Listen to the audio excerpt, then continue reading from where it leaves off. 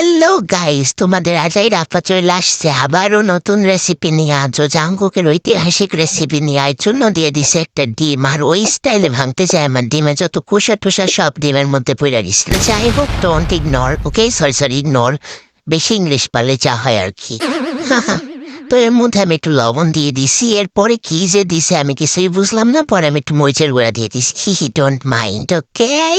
তারপরে ডিমটা আমিও সেই অনুযায়ী দিয়ে দিলাম। ও মা গো, বাটার দিতেছে। আমি ভাই গরিবস মানুষ, তোমরা যে জানো আমি গরিবস আলট্রা প্রো ম্যাক্স, এর জন্য আমি এর মধ্যে তেল দিয়ে দিছি। ওকে, তোমরা রেসিপি দেখো, এদিক ওদিক তাকাইও না, ঠিক আছে? তো এর মধ্যে একটু নাড়াচাড়া করে নিব। ও মা গো, এটার কালার তো কত সুন্দর হয়েছে, আর আমারটা কেমন যেন সাদা সাদা লাগতেছে।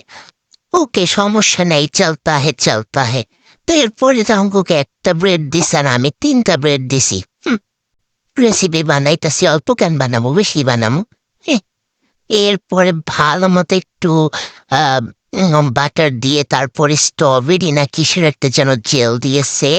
তারপরে যে আমাদের ঐতিহাসিক যে খাবারের ডিম আর দুধের মিশ্রণ, সেটা দিয়ে ও মাগো কত মজা কইরা খাইতেছে, মানে অনেক টেস্ট হয়েছে। আমিও তাড়াতাড়ি করে, আমার একটু এটা পুইরা গেছে, don't mind, okay, ignore it.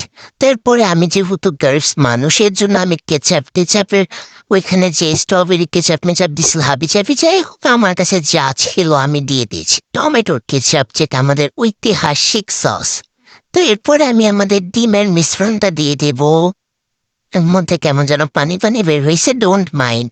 এরপর আরেকটা প্যাকেট থেকে গুতায়ে যতটুক ছিল একদম সবটি নিয়ে 2 প্যাকেট আরামসে আমি এবার প্রথম বাইটটা দেওয়ার পর আমার কাছে কেমন ডিমের একটা গন্ধ আসছিল। বাট গাইস, এটা খাওয়ার পরে একদম 10-এ 10। যদি খাইতে মন চায় নিজের বাসায় বানায় খাও।